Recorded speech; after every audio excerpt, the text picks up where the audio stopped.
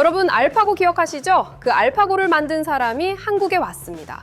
그것도 그냥 온 게 아니라 하루 만에 현대차, LG, 삼성, SK 이 네 그룹의 총수를 전부 만났어요. 그리고 같은 날 코스피는 사상 처음으로 6,700선을 뚫었습니다. 그런데 바다 건너 미국 경제는 이란 전쟁 이후로 심상치 않은 흐름을 보이고 있거든요. 오늘은 이 세 가지 이야기를 한번 깊이 있게 풀어보겠습니다. 자, 첫 번째 뉴스입니다. 구글 딥마인드의 CEO 데미스 하사비스가 한국에 왔습니다.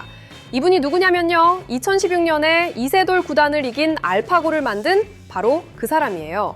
지금은 구글의 AI 연구 핵심 조직인 딥마인드를 이끌고 있는 인물인 거죠. 그런데 이번 방안이 심상치 않았습니다. 4월 27일에 이재명 대통령을 만나고요. 바로 다음 날인 28일에는 한국 재계 큰손들을 하루 만에 전부 만난 겁니다. 아침부터 밤까지 릴레이 미팅을 한 거예요. 일정을 한번 보시면요. 오전에 정의선 현대자동차그룹 회장을 먼저 만났습니다. 여기서는 로봇과 자율주행 AI 협력 방안을 논의했다고 해요. 현대차가 보스턴 다이내믹스를 인수한 거 아시죠? 로봇 분야에서 세계적인 기술력을 갖고 있는데 여기에 딥마인드의 AI 두뇌를 결합하겠다는 구상인 거죠. 이어서 서울 여의도 LG트윈타워에서 구광모, LG그룹 펌프회장과 오찬을 했습니다. 점심을 같이 먹으면서 이야기를 나눈 건데요. 류재철 LG전자 사장, 이용락 LG AI 연구원장까지 배석해서 1시간 20분 동안 회동을 진행했어요. 1시간 20분이면 상당히 긴 시간이거든요. 그만큼 할 이야기가 많았다는 뜻이죠. 그 다음이 하이라이트입니다. 오후 2시 55분쯤 서울 서초구 삼성전자 서초 사옥을 찾아서 이재용 회장과 비공개 면담을 가졌어요. 여기서 주목할 부분이 있는데요. 현장에서 김정현 모바일 경험 사업부 부사장이 직접 하사비스 CEO를 맞이했고요. 노태문 대표이사 겸 디바이스 경험 부문장, 최원준 MX 사업부 개발실장까지 배석한 거예요. 삼성전자의 스마트폰과 디바이스 핵심 인물들이 총출동한 겁니다. 주요 의제로는 AI 스마트폰, 온디바이스 AI 전략, 그리고 구글의 AI 모델 제미나이 적용 확대가 거론됐다고 합니다. 마지막으로 저녁에는 서울 종로구 선혜원에서 최태원 SK그룹 회장과 만찬을 가졌습니다. 선혜원이라는 곳이 고 최종건 SK 창업회장의 옛 사저예요. 거기서 만찬을 한 건 그만큼 격을 갖춘 자리였다는 의미겠죠. 이 자리에는 광노정 SK하이닉스 사장도 함께 했는데요. SK하이닉스가 만드는 고대 역폭 메모리 HBM이 AI 반도체의 핵심이잖아요. 구글의 초거대 AI 모델 제미나이가 확산되면서 이 고성능 메모리 수요가 폭발적으로 늘고 있으니까 공급 협력 방안을 논의한 게 당연한 수순인 거죠. 자, 여기서 중요한 게 뭐냐면요. 하사비스 CEO가 과학기술정보통신부와의 협약식에서 한 말이 있습니다. 범용 인공지능, 그러니까 AGI 시대가 예상보다 약 5년 앞당겨질 것이다. 이렇게 얘기한 거예요. 그리고 AI는 서버를 넘어서 실제 기기에서 작동하는 단계로 가고 있다라고도 했고요. 한국의 제조 역량과 하드웨어 기술은 AI가 현실에서 가치를 만드는데 핵심 요소라고 강조했습니다. 이게 무슨 뜻이냐면은 지금까지 AI라고 하면 클라우드 서버에서 돌아가는 챗봇이나 이미지 생성 같은 걸 떠올리셨잖아요. 그런데 앞으로는 AI가 로봇에 들어가고 자동차에 들어가고 스마트폰에서 직접 돌아가는 시대가 온다는 거예요. 그러면 뭐가 필요하겠어요?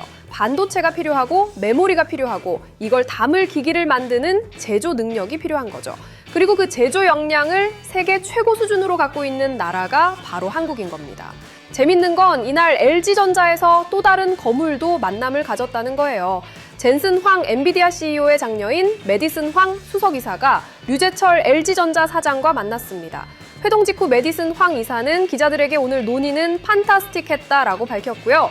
구체적인 협력 분야를 물었더니 피지컬 AI, AI 인프라스트럭처, 로보틱스라고 답했어요. 구글 딥마인드에 이어 엔비디아까지 한국 기업과의 협력에 적극적으로 나서고 있는 거죠. 정리하자면 지금 글로벌 AI 기업들이 한국에 줄을 서고 있는 상황입니다. 왜냐하면 AI가 컴퓨터 안에서만 머무는 시대는 끝나가고 있고 실제 세상에서 작동하려면 하드웨어가 필수적인데 그 하드웨어를 만들 수 있는 나라가 많지 않거든요. 반도체는 삼성전자와 SK하이닉스, 로봇은 현대차와 보스턴 다이내믹스, 가전과 디스플레이는 LG, 이런 기업들이 한 나라에 다 모여있는 게 한국밖에 없는 거예요. 재계에서는 이번 방안을 글로벌 AI 기업과 한국 제조업 간 협력 확대의 강력한 신호로 보고 있습니다. 자, 두 번째 뉴스로 넘어가 보겠습니다. 코스피가 사상 처음으로 6,700선을 뚫었습니다. 4월 28일 코스피 지수가 장중 6,712.73까지 올라가면서 역사적인 순간을 만들었어요.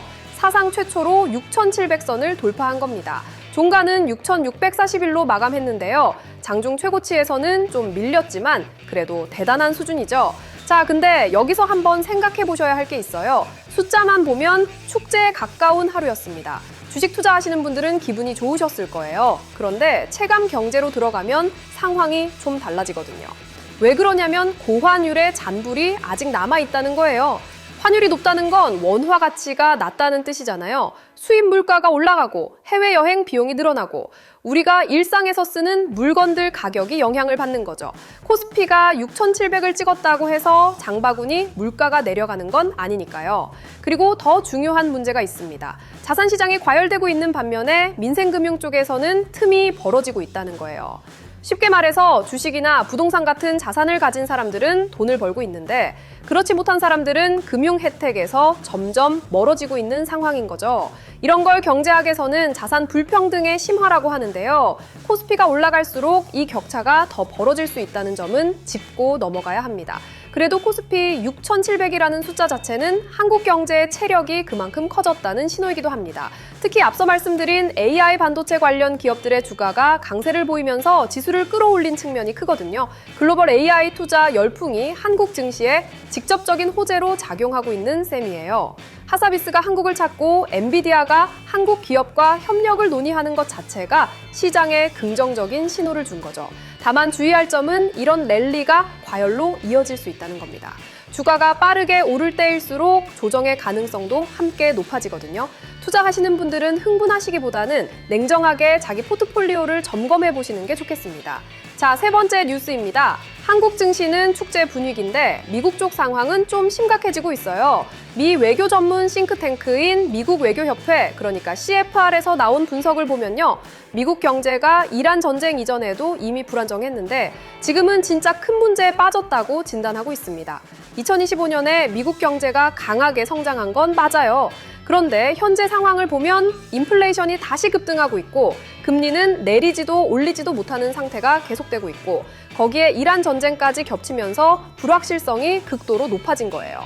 이게 왜 한국에 중요하냐면요. 미국 경제가 흔들리면 전 세계가 영향을 받거든요. 특히 한국처럼 수출 비중이 높은 나라는 직격탄을 맞을 수 있어요. 미국이 돈을 덜 쓰면 한국 기업들의 수출 실적이 나빠지고 그러면 코스피 6,700이라는 숫자도 오래 가기 어려울 수 있는 거죠. 그리고 연준, 그러니까 미국 연방준비제도의 상황도 복잡합니다. 월스트리트 저널 보도에 따르면 연준이 이번 주 회의에서 금리를 동결할 것으로 예상되는데요.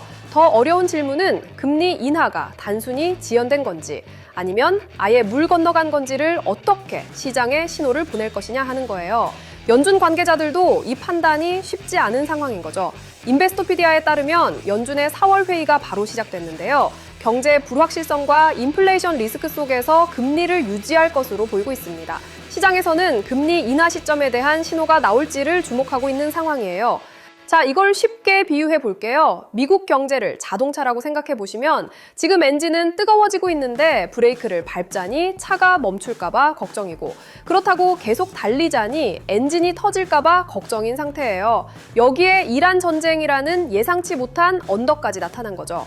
운전대를 잡고 있는 연준 입장에서는 정말 난감한 상황인 겁니다. 한국에 미치는 영향을 구체적으로 보면요. 미국 금리가 계속 높은 수준을 유지하면 한미 금리 차이가 벌어지면서 외국인 자금이 한국에서 빠져나갈 수 있어요. 그러면 원화 가치가 더 떨어지고 환율이 올라가겠죠. 앞서 말씀드린 고환율의 잔불이 더 타오를 수 있는 거예요. 또 이란 전쟁으로 국제 유가가 불안정해지면 에너지 수입 의존도가 높은 한국 경제에 부담이 될 수밖에 없습니다.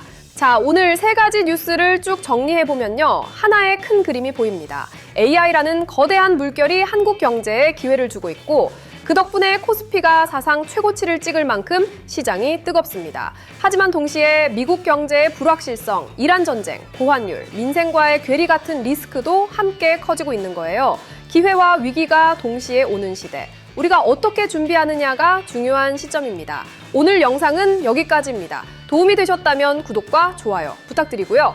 다음 영상에서 뵙겠습니다.